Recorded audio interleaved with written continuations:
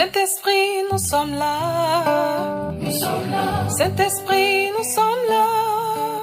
Nous sommes là. Saint-Esprit, nous sommes là. Nous sommes là. Saint-Esprit, nous sommes là. Nous sommes là pour t'adorer et te louer.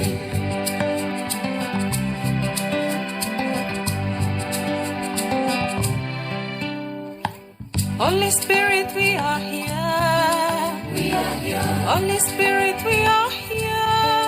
We are here. Holy Spirit, we are here. We are here. Holy Spirit, we are here.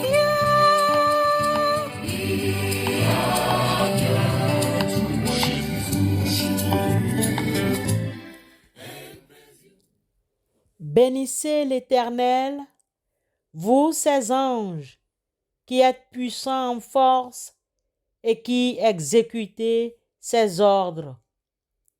En obéissant à la voix de sa parole, bénissez l'Éternel, vous toutes ses armées, qui êtes ses serviteurs et qui faites sa volonté. Bénissez l'Éternel, vous toutes ses œuvres, dans tous les lieux de sa domination.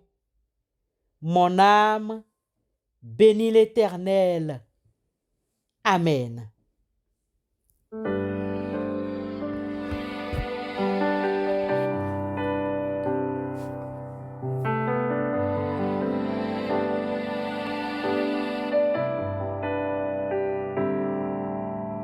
Ta volonté, je veux faire ta volonté, t'aimer, t'adorer.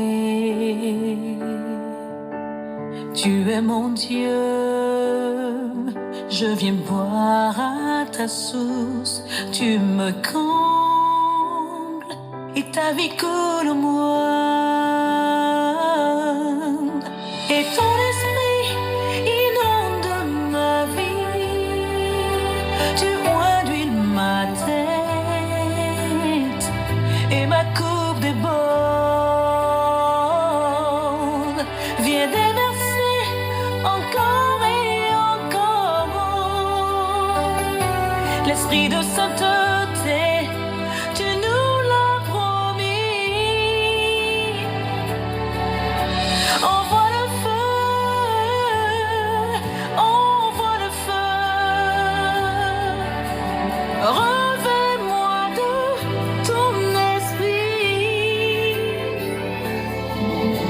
Envoie le feu, envoie le feu. Que la pluie descende, répand ton esprit. Envoie le feu, envoie le feu. Bienheureux en Christ, Dieu continue de révéler sa pensée à plusieurs hommes et femmes par des rêves qu'eux-mêmes ou d'autres ont eus. Prenons par exemple le cas de Abraham dans Genèse 15, 12, le cas de Joseph dans Genèse 37, 5 et 9, le cas de Gédéon dans Juges 7, 13, de Nebuchadnezzar dans Daniel 2, 28, de Joseph, le mari de Marie, dans Matthieu 2, 13. Certaines personnes considèrent le rêve comme un mode habituel de communication de Dieu. Pour preuve, dans le livre de Job 4, 12 à 21, nous lisons: Une parole est arrivée furtivement jusqu'à moi, et mon oreille en a recueilli les sons légers. Au moment où les visions de la nuit agitent la pensée, quand les hommes sont livrés à un profond sommeil, Je fus saisi de frayeur et d'épouvante, et tous mes os tremblèrent. Un esprit passa près de moi, tous mes cheveux se hérissèrent. Une figure d'un aspect inconnu était devant mes yeux, et j'entendis une voix qui murmurait doucement. L'homme serait-il juste devant Dieu? Serait-il pur devant celui qui l'a fait?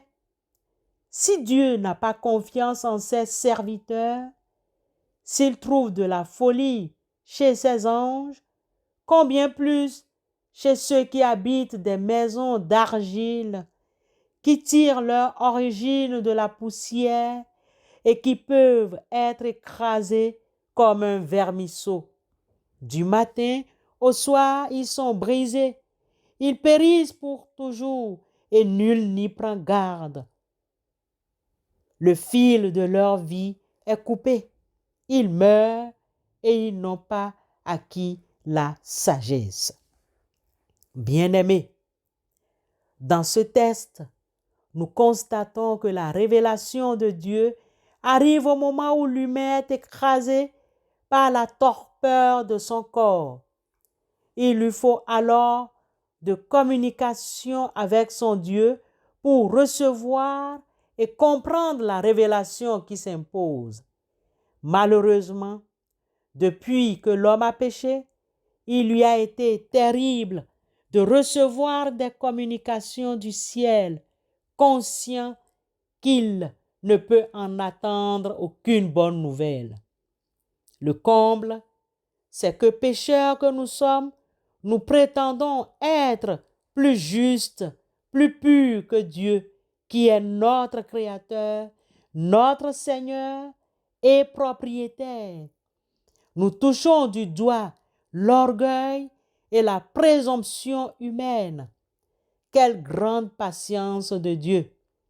Regardons l'humain dans sa vie. Le fondement même de cette chaumière d'argile dans laquelle l'homme habite est poussière. Ce fondement coulera de son propre poids. En réalité, nous ne nous tenons que sur la poussière. Certains ont un tas de poussière plus élevé que d'autres, mais c'est la terre qui nous tient debout et qui nous engloutira sous peu. Le test de ce jour nous révèle encore qu'une créature faible, pécheuse et mourante prétendra-t-elle être plus juste que Dieu et plus pure que son Créateur? Non. Au lieu de se quereller avec ses afflictions, qu'il se demande et conclut que l'homme est une herbe que l'on coupe comme une tente que l'on est déjà en train de défaire. Les propos de Eliphaz sont un appel à la sagesse qui fait défaut à Job. Quelle voie est proposée à Job par Eliphaz? Prendre la distance par rapport à soi, se détacher de son existence. Cette proposition ne peut pas aider Job, car dans sa souffrance, il ne comprend pas encore. Une telle créature prétendra-t-elle blâmer les décisions de Dieu? Regardez l'homme dans sa mort. La vie est courte et en peu de temps, l'homme est coupé.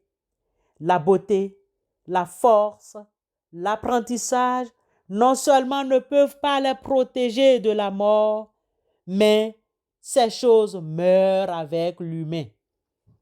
Frères et sœurs en Christ, vous qui recevez ce matin cette parole, ni notre splendeur, notre richesse ou notre puissance ne continueront avec nous dans le séjour des morts. En définitive, notons que c'est dans l'intensité de la souffrance, quand elle arrive, qu'il faut rencontrer Dieu et s'accrocher à lui. Disons avec reconnaissance, le malheur atteint souvent le juste, mais l'Éternel l'en délivre toujours. Psaume 34, verset 20. Amen. J'élèverai ma voix et je chanterai mon amour pour toi, mon cœur proclamera la louange au Seigneur, la louange au Seigneur, la louange au Seigneur, le Dieu de gloire, le Dieu de gloire. À lui la louange, La louange oh, au Seigneur, la louange au Seigneur, la louange au Seigneur, le Dieu de gloire, le Dieu de gloire. le Dieu de gloire. La louange, Au Seigneur, la louange, la louange au Seigneur, la louange. au Seigneur, Alléluia. le Dieu de gloire. Éternel Dieu, combien de fois sommes-nous incapables de te prier à cause de ce qui nous arrive? La vie nous sépare de toi et elle nous réserve de graves surprises. Et pourtant, tu nous as offert Jésus-Christ pour nous soutenir dans la souffrance de l'abattement. Apprends-nous à t'appeler, à respecter la souffrance des autres et soutenir ceux et celles qui sont dans le besoin. Au nom de Christ, éternel Dieu, nous te prions. Amen.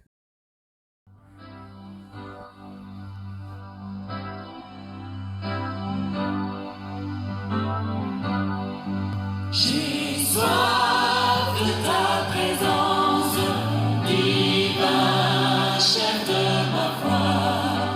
Dans ma faiblesse immense, que ferais-je sans toi?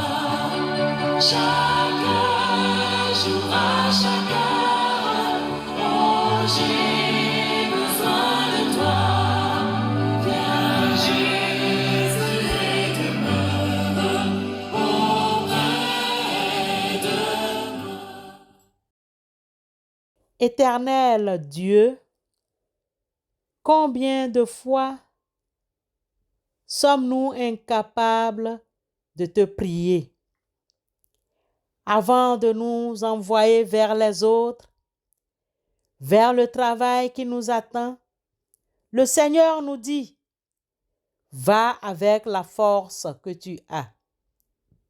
Va avec la force que tu as. Deviens un témoin de la foi. Ne regarde pas les épreuves de demain à partir des seules forces de tes mains. Espère l'Évangile. Chante l'Évangile. Partage l'Évangile. Souffre l'Évangile. Vis l'Évangile. Dieu renouvelle sa grâce chaque matin. Il calme tes angoisses. Partage ton chemin. Amen.